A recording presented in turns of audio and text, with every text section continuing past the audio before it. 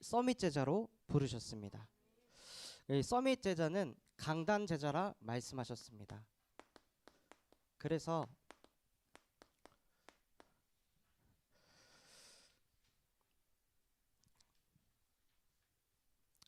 오늘 같이 나눌 말씀을 온 천하에 있는 것이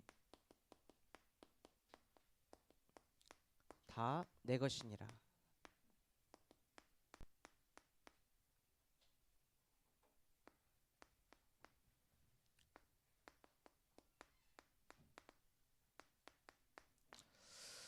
어, 지난주 말씀을 통해서 하나님께서는 우리의 안에 있는 들소를 뽑으라고 말씀하셨습니다. 그리스도보다 더 의지하는 것.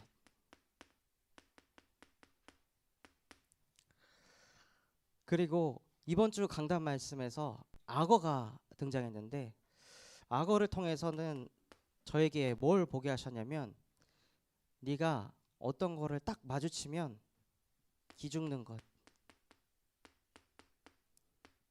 너도 모르게 그 앞에 서면 벌벌 떠는 그거, 그 들소, 그 악어 다 내가 창조하였느니라. 그런데 오늘 저희 RSS 교사진들하고 모임을 가지면서 막 회의를 하고 있었는데, 김 간사님이 저한테 그러시더라고요. 전사님 혹시 목사님한테 연락 안 받았어요? 무슨 연락이요? 오늘 전도사님이 메신저예요. 네? 제가요? 네. 지금 원래 조정욱 전도사님 차례인데 조정욱 전도사님이 결혼식 때문에 갔으니까 이제 전도사님이에요. 하고 저한테 탁 얘기하는데 악어들이 등장하기 시작하더라고요. 갑자기 메시지를 하라고. 지금 RSS도 다음 주 개강인데 이거 준비해야 되는데, 그러니까 저도 모르게 두려운 거야. 부들부들 떨고. 그러다가 와이프는 아프다고 하지. 또 목사님은 금요예배 철야 때는 메시지 요렇게 해야 됩니다. 틀이 있다고 하지. 이걸 어떻게 내가 다 할 수 있지? 이런 생각들이 막 들어오니까 자꾸 기가 죽고 두렵더라고요. 벌벌 떨게 되는 거예요. 저도 모르게. 그래서 저기 김 간사님 숙소 가가지고 그냥 엎드렸습니다. 하나님, 저는 또 뭐가 다 준비돼야 묵상을 많이 해야지 사람 살린다고 생각합니다.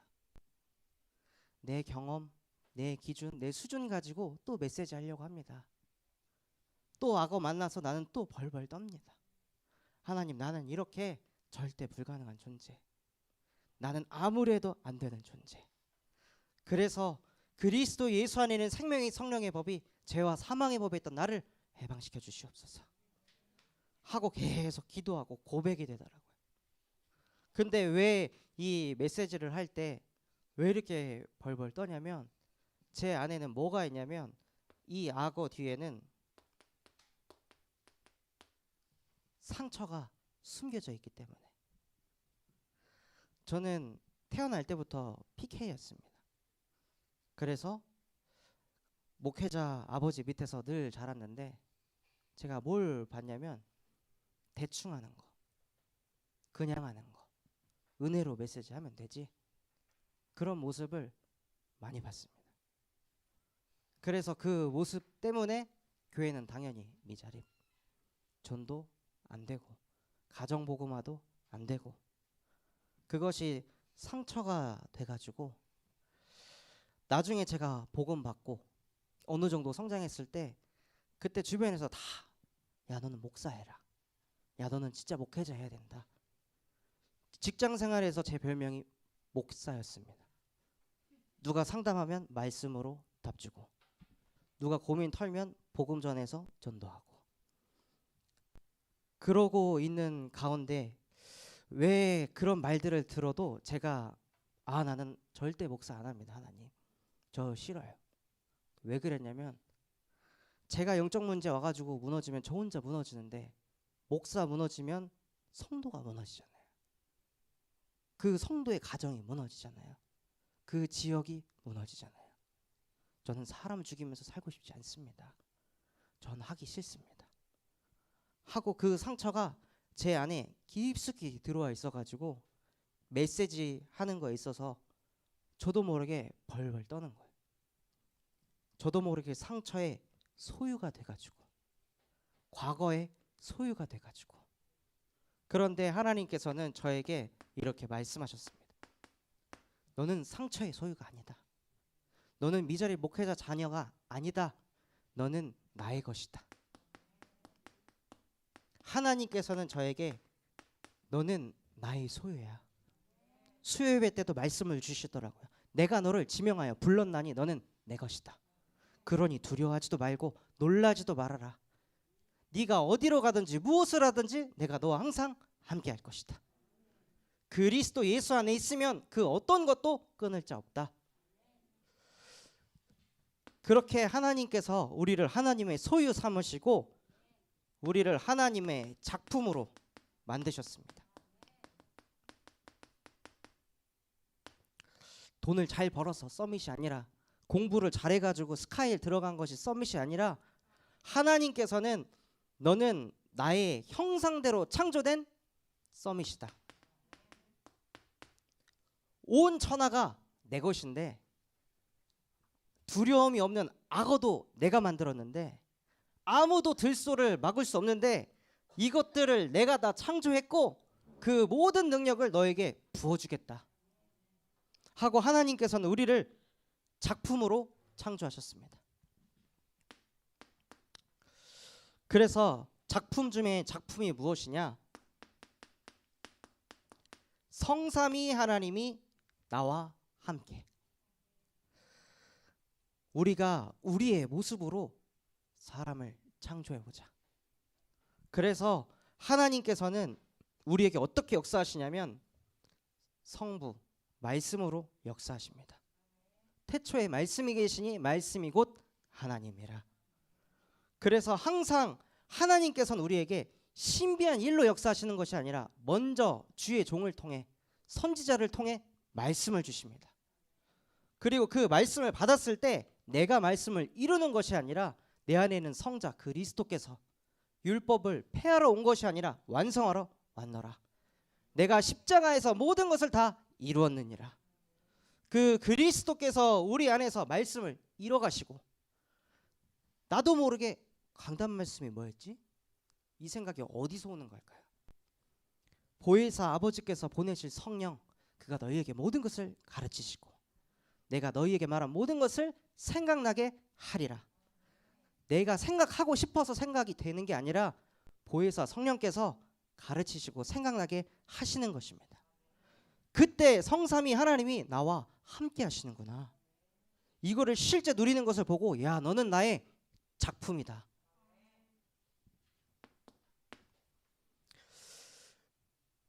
그리고 하나님의 작품이 누리는 축복이 무엇이냐? 세상이 줄 수 없는 평안을 누리게 됩니다.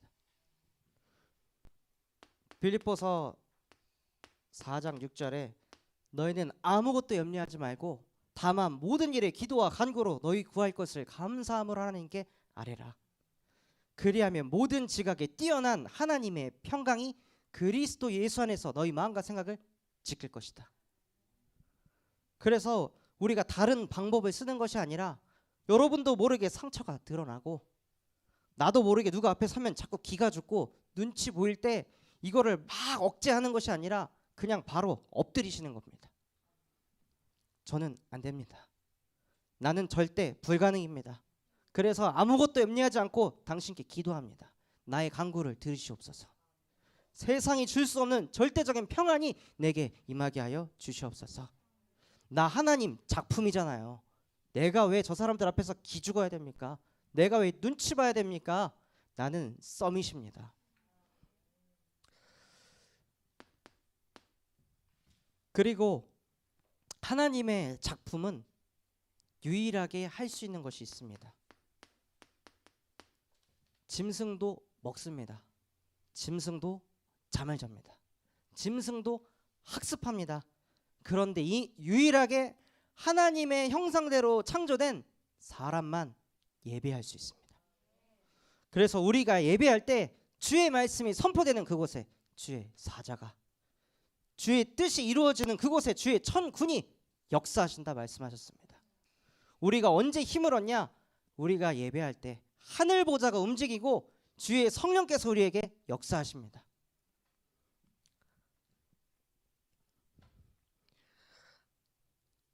그래서 예배를 통해 우리에게 주신 미션을 딱 붙잡고 현장으로 갈 때에도 온 천하에 있는 것이 다 하나님의 것입니다. 이 사람도 하나님의 것이고 나와 안 맞는 이 사람도 하나님의 것입니다. 나와 다른 이 사람도 하나님의 것입니다. 그래서 문제가 아닙니다 하고 고백하시면서 항상 예배자로,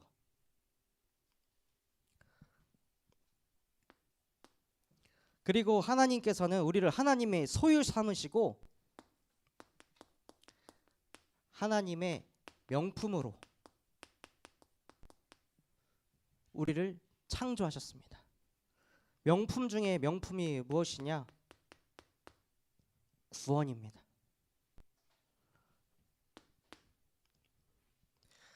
제가 27살 때 엄청나게 좋아했었던 이성이 있었습니다. 너무 아름다웠었고, 물론 지금 와이프보다는 덜 아름다웠습니다. 근데 이 친구를 너무 좋아해가지고 그때는 제가 음식점에서 주방 실장을 하고 있었는데 오이 피클을 탁탁탁탁 썰면서도 머릿속에는 오이 피클이 아니라 그 친구가 있는 거예요.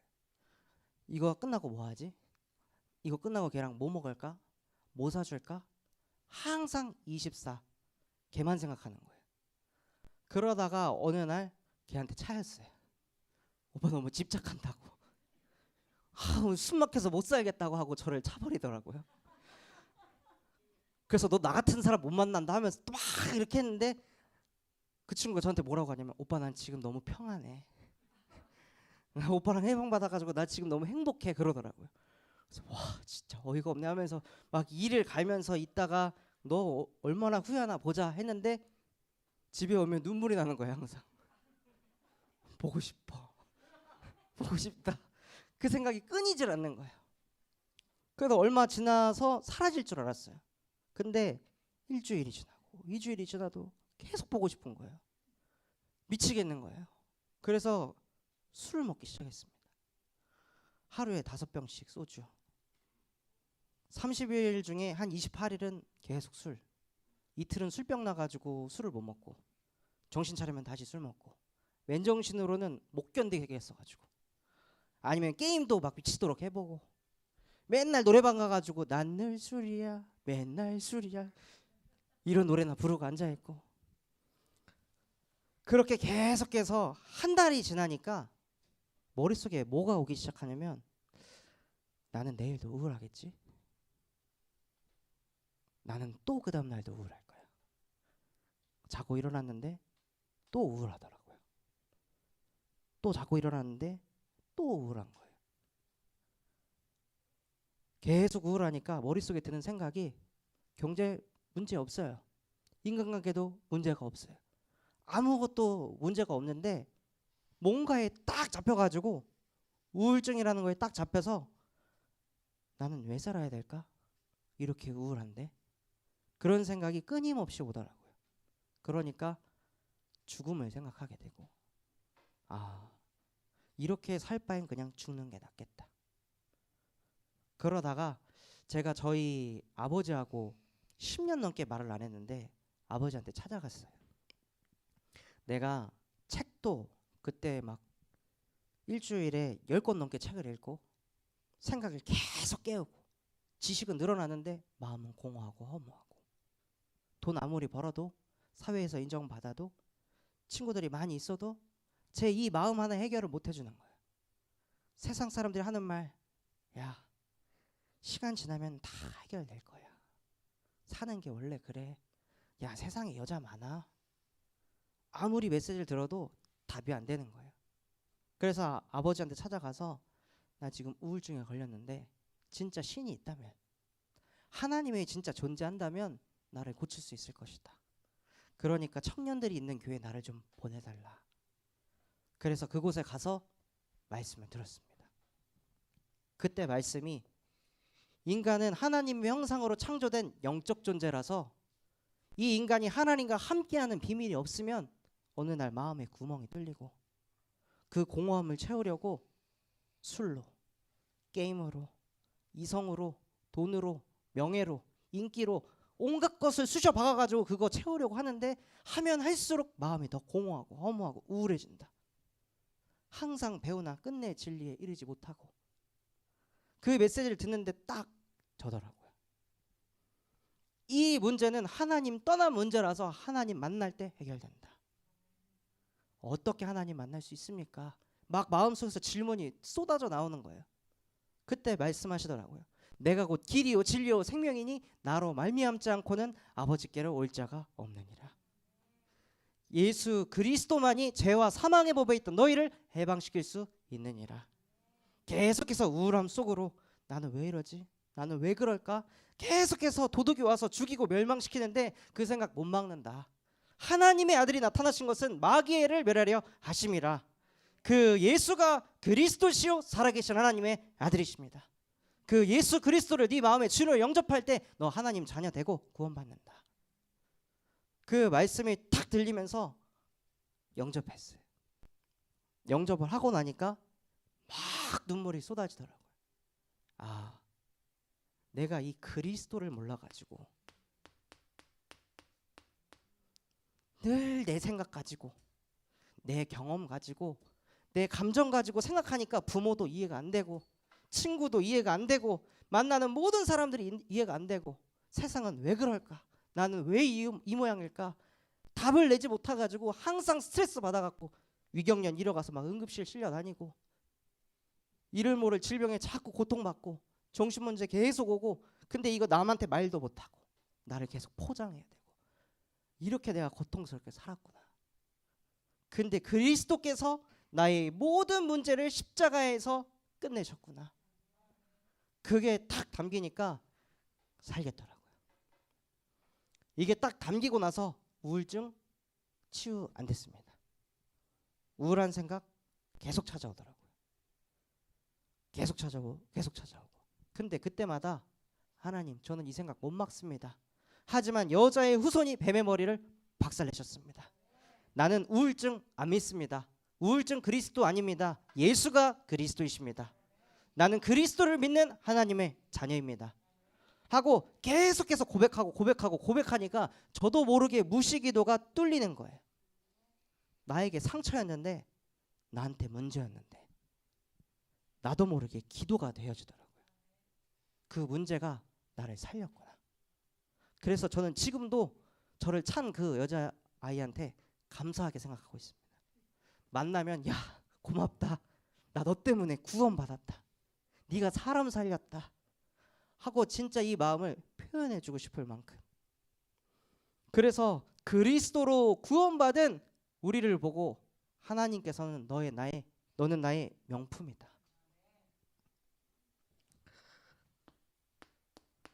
그리고 고린도후서 5장 17절에 누구든지 그리스도 안에 있으면 새로운 피조물이라. 이전 것은 지나갔으니 보라 새 것이 되었도다. 저는 이 말씀의 증인입니다. 저는 교회에서 저희 아버지 목사님하고 중직자분들하고 모여가지고 막 얘기하는 거 보면 가짜게 생각했습니다. 참 예수는 그리스도? 웃기고 앉아있네. 예수는 그리스도라면서 왜 아들들은 다 알코올 중독이고 게임 중독이고 자기는 TV 중독일까? 왜 예수는 그리스도라면서 왜 자기들은 항상 경제 문제에 시달리는 걸까? 나 같으면 등산이나 가겠다. 나 같으면 책 한 잔 더 보겠다. 나 같으면은 네트워킹 하겠다. 왜 저렇게 살까? 이런 말을 속으로 한 게 아니라 실제 말을 했어요. 거기에 있는 한 10명의 중직자들한테 뭐가 예수가 그리스도냐고 막 판단하고 정죄하고 제 말을 듣고 중직자분들이 막 부들부들 떠시더라고요. 목사 아들이어가지고 쌍욕도 못하겠고. 그랬던 제가 어느 날 그 가정들 살리겠다고 그 가정 문고리 잡고 하나님 저는 이 가정 못 살립니다. 그러나 예수님은 그리스도이십니다. 그리스도께서 이 가정 가문을 살리실 줄 믿습니다. 알코올 중독자 현장 갈 때에도 하나님, 제가 어떻게 알코올 중독자 치유합니까? 저는 못합니다. 그러니 하나님이 나와 함께하여 주시옵소서. 하나님께서 이 가정 가문을 치유하여 주시옵소서 하고 어느 날 정신을 차려보니까 그 제가 그렇게 판단하고 무시했던 그 가정들 살린다고 다락방을 뛰고 있더라고요. 그래서 진짜 누구든지, 특별한 사람이라고 하지 않았습니다. 누구든지, 그 어떤 사람이든지 그리스도 안에 있으면 새로운 피조물이라. 이전 것은 지나갔으니 보라, 새 것이 되었도다. 그래서 하나님께서는 우리를 베드로전서 2장 9절에 너희는 택함 받은 족속이요 왕 같은 제사장이요 거룩한 나라요 그의 소유가 된 백성이니 그의 기이한 빛에 들어가게 하시니 아름다운 덕을 선포하려 함이라. 하나님께서는 그 정도로 우리를 명품으로 창조하셨습니다. 그리고 우리는 하나님의 진품입니다.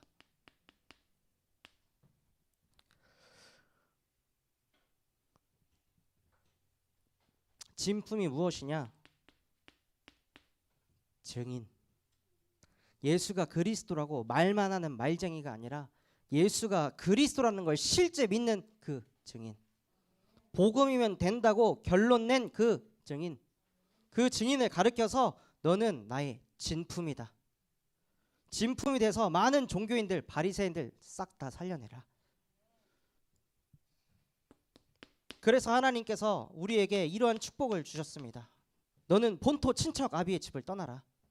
너에게 익숙하고 너에게 당연하다고 생각하던 나, 물질, 성공 그거 다 내려놓고 내가 지시할 그 땅으로 가라. 너는 복의 근원이 될 것이다. 너를 축복하는 자 내가 또 축복할 것이고 너를 판단하고 비난하는 자 내가 저주할 것이다. 그러니까 여러분을 판단하고 정죄하는 사람을 딱 만났을 때 같이 박을 것이 아니라 하나님, 저 사람 좀 있으면 큰일 나겠는데요. 살살 다뤄주세요. 너무 많이 치지 마세요. 하고 할 만큼 정말로 이 말씀이 믿어진다면 기도가 다르게 나와야 됩니다.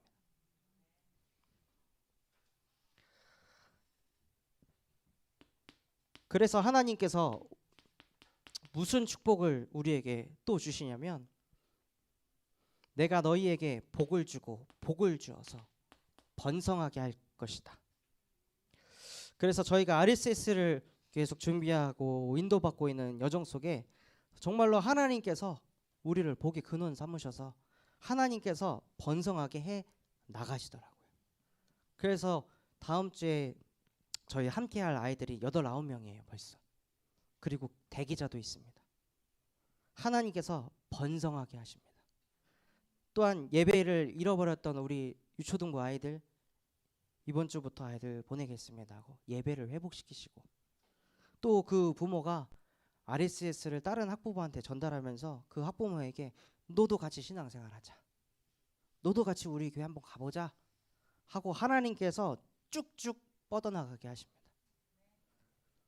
이걸 보면서 와 진짜 나는 하나님의 소유구나. 내가 막 전도해야지 막 이런 것도 아니었는데 하나님이 행하시는구나. 온 천하에 있는 것이 다 내 것이라 말씀하셨는데 맞구나. 하나님이 말씀을 이루시는구나. 그게 마음에 담기니까 감사가 계속 나오더라고요. 그래서 우리를 하나님의 자존심으로 우리의 자존심을 가지고 사는 것이 아니라 하나님의 자존심을 가지고 은혜 받은 자로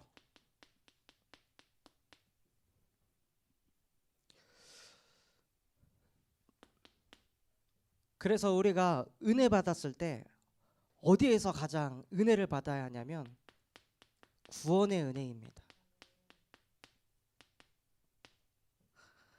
허물과 죄로 죽을 수밖에 없었던 나. 늘 내 생각, 강단 말씀 들어도 내 문제 해결하려고 이용하는 나.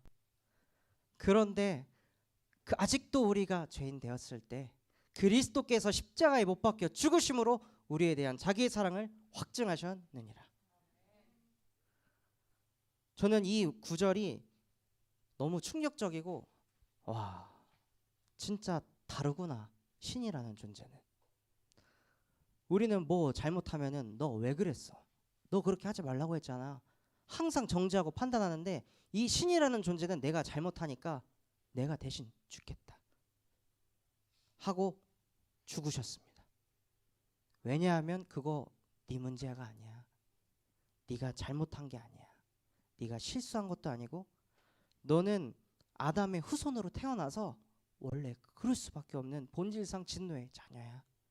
그래서 그 문제 해결하려고 여자의 후손이 와서 뱀의 머리를 박살낼 것이다 하고, 그 예수 그리스도의 복음이 묵상될 때마다 너무 감격되고 감사가 되더라고요.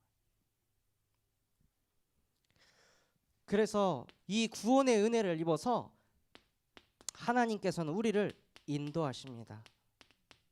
이제는 내가 사는 것이 아니요 오직 내 안에 그리스도께서 사시는 것이라. 그리스도께서 사시기 때문에 나도 모르게 기도가 하고 싶고, 나도 모르게 예배가 하고 싶고, 나도 모르게 저 영혼에게 복음을 전하고 싶도록 그리스도께서 우리를 인도하십니다. 그리고 인도하는 것을 넘어서 우리에게 능력을 주셨는데, 어떤 능력을 주셨냐? 사도행전 10장 38절에 하나님께서 나사렛 예수에게 성령과 능력을 기름 붓듯 부으셨으니 그가 두루 다니며 선한 일을 행하시고 마귀에게 들린 모든 사람을 고치셨으니 이는 네가 잘나서 네가 사모를 해서 네가 집중해서가 아니라 이는 하나님이 함께 하셨습니다. 하나님이 나타나는 능력을 갖게 된다는 거예요. 하나님께서 이것을 약속하셨습니다. 그래서 올 한 해 인도 받으실 때, 와, 올 한 해 내가 복음 전성기를 누리겠구나, 언약을 그냥 딱 잡으시는 거예요. 하나님께서 내게 약속하셨지, 복음 전성기 누리게 하신다고. 마귀에게 눌린 사람들 치유한다 하셨지, 하나님 한번 보게 해주세요.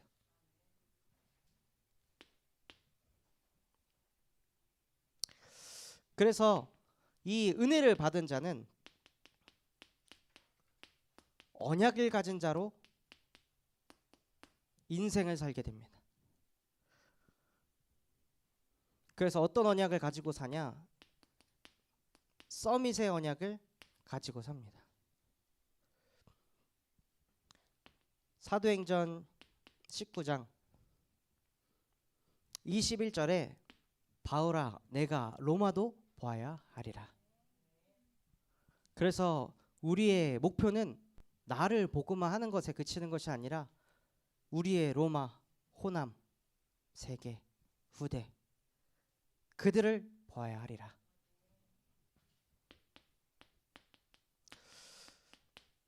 그리고 하나님께서 서밋의 언약을 잡은 그 사람들에게 서밋의 위치에 있으라고 말씀하셨습니다. 사도행전 27장 24절에 바울아 네가 가이사 앞에도 서야 할 것이다. 그래서 항상 서밋의 위치에 있으라고 목사님께서 말씀하셨어요. 서밋의 그릇을 가지라고 말씀하셨어요. 그래서 하나님께서 저에게 붙여주신 2명의 그 인재한테 미션을 줬습니다. 복장을 바꿔라. 막 깔깔이 이런 거 입고 다니고 나이키 아디다스 막 있나 이런 저지 추리닝 입고 다니면은 야 너 이거 좀 치워라. 야 너 저거 좀 날라라. 야 여기 페인트 좀 칠해라. 막노동하는 일꾼처럼 된다. 그러니까 이제는 서밋의 그릇을 딱 갖추고 옷을 정결하게 하고 머리도 딱 하고. 근데 그 메시지가 들어갔는지 주간사님이 머리를 멋있게 하셨더라고요.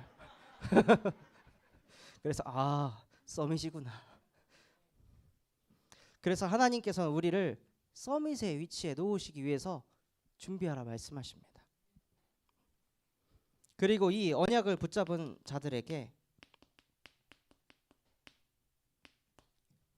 위에서 부어주시는 경제. 내가 사람 눈치 보고 상사 비위 맞추면서 꾸역꾸역 해가지고 버는 그 경제가 아니라 오바댜와 같이 그저 하나님 세계복음화하는 저 전도자의 식주인 보호자 동역자가 되고 싶습니다. 정말로 저 전도자가 경제에 잡혀가지고 아무것도 못하고 딱 멈춰있는 것이 아니라 저 전도자가 세계복음화 할 수 있도록, 유럽복음화 할 수 있도록, 후대복음화 할 수 있도록 나에게 경제를 부어주시옵소서 하고, 오바댜가 언약 붙잡았을 때 100명의 선지자들을 삼시세끼 먹일 수 있는 피차 경제를 회복했습니다. 그래서 여기 계신 모든 중직자분들이 이 축복을 받으시기 바랍니다.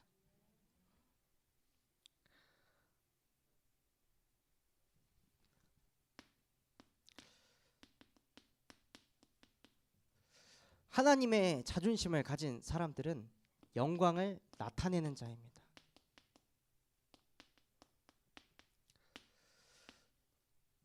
뭔가를 가져가지고 뭔가를 이뤘을 때 영광을 나타내는 것이 아니라, 이 이사야의 말씀을 읽고 배경을 봤더니 이스라엘이 아직 포로되어 있는데, 이스라엘이 뭐 왕국을 재건한 것도 아니고 뭐 다 갖춘 것도 아닌데, 그때 하나님께서 이렇게 말씀하셨어요.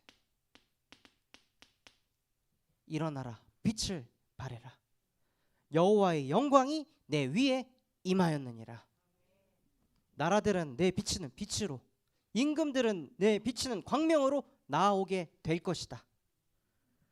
딱 이 언약을 하나님께서 주셨습니다.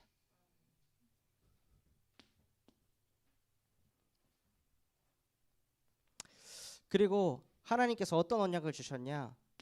가라, 이 사람은 내 이름을 이방인과 임금들과 이스라엘 자손들에게 전파하기 위하여 택한 나의 그릇이다. 우리는 하나님의 그릇입니다. 그래서 이방인도 담을 수 있고, 나와 맞지 않는 사람, 나와 틀린 사람, 나와 자꾸 대적되는 그 사람들 다 담을 수 있는 하나님의 그릇.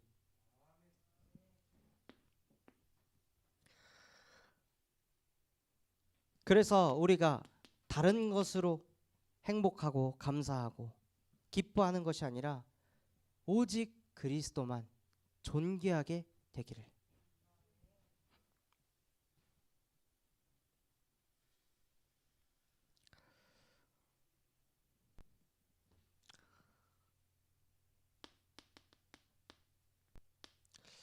그래서 결론으로, 하나님께서는 우리를 그리스도의 자존심으로 부르셨습니다. 그 그리스도의 자존심인 그 사람들을 가르쳐서 하나님께서는 서밋 제자라 말씀하시고, 서밋 제자는 예배에 성공해라 하고 하나님께서 말씀을 주셨습니다.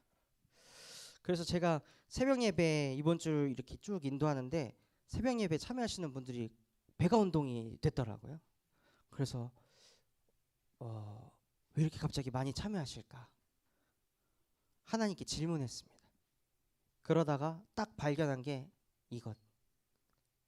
강단을 통해서 우리 중직자분들은 공예배 다 성공해라. 우리 중직자분들은 예배자가 되어라. 딱 강단에서 말씀이 선포돼가지고, 와, 진짜 그 강단 말씀을 붙잡은 사람들이 이렇게 많이 있구나. 하나님께서 말씀 선포하시고 하나님께서 말씀을 이뤄가시는구나. 그게 또 막 보여지니까 또 너무 감사한 거예요. 야, 내가 이렇게 강단 흐름 제대로 타시는 중직자분들과 렘넌트들과 신앙생활 할 수 있다는 것 자체가 영광이다. 그래서 하나님께서는 우리를 서밋 제자로 부르시고 예배 속에 있을 때 열매 맺게 하신다 말씀하셨습니다. 땅바닥에 떨어진 그 그리스도의 자존심을 회복시키고 하나님의 자존심을 회복시키는 그 열매, 그걸 통해서 하나님께서는 천명산업을,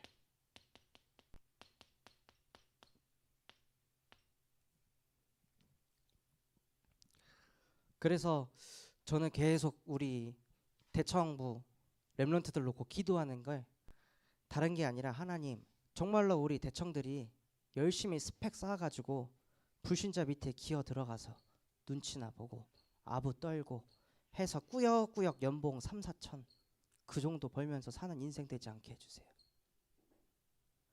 정말로 예수 그리스도로 결론 내고 하나님께서 부어주시는 그 지혜와 지식을 가지고 1000명 산업을 일으키는 전문인이 되게 해주세요 하고 기도가 나오더라고요.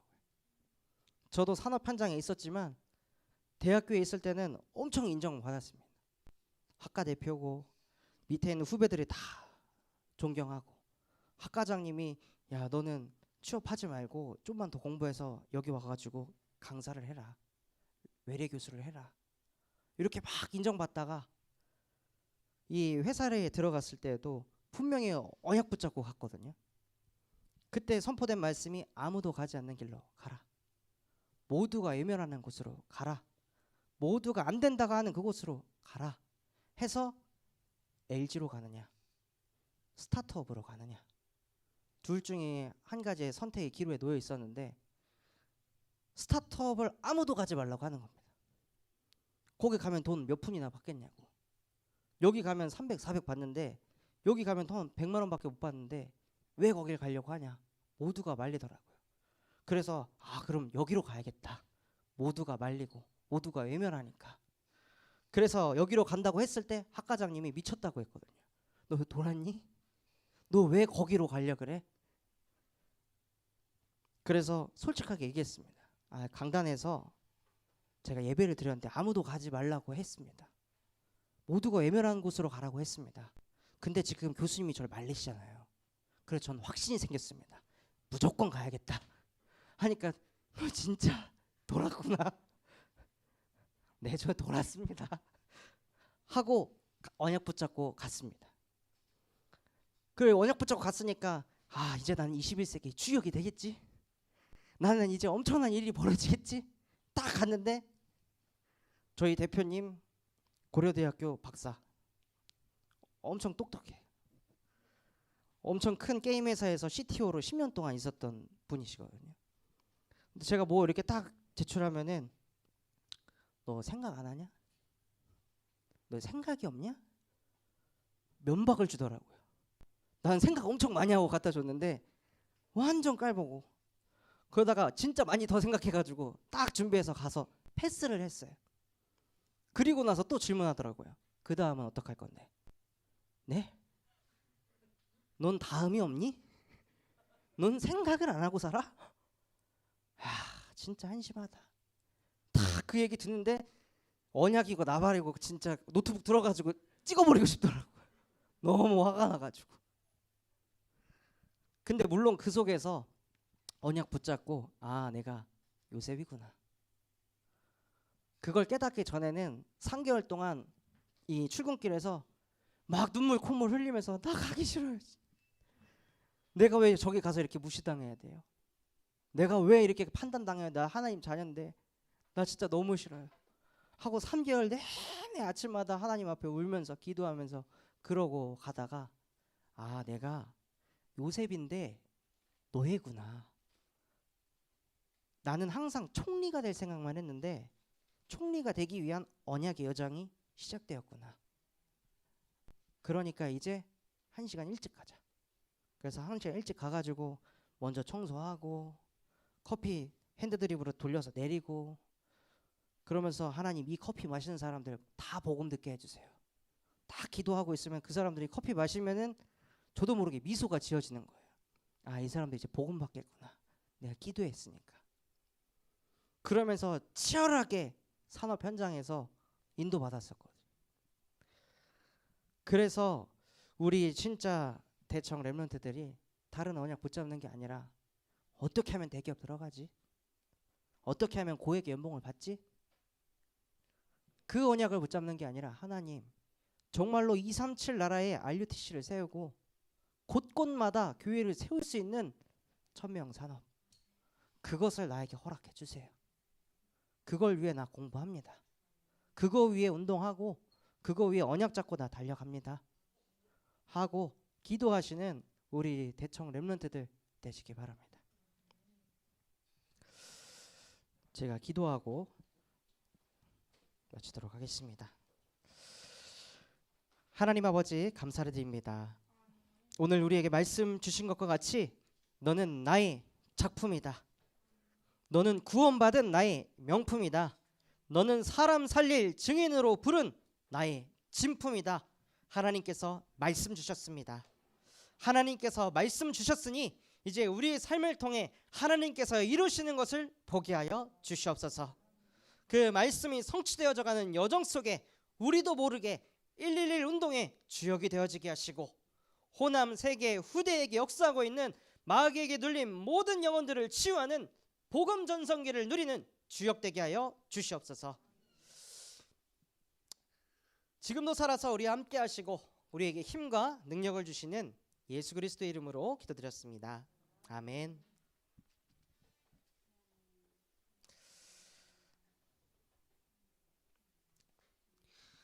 저희 기도하는 시간 갖도록 하겠습니다. 먼저 시급한 기도 제목입니다. 6월달에 진행되어지는 임직식과 또한 대신방 8번째 렘넌트 차세대 전도운동 류 목사님, 담임 목사님 그리고 치유 대상자들을 놓고 우리 합심해서 기도하도록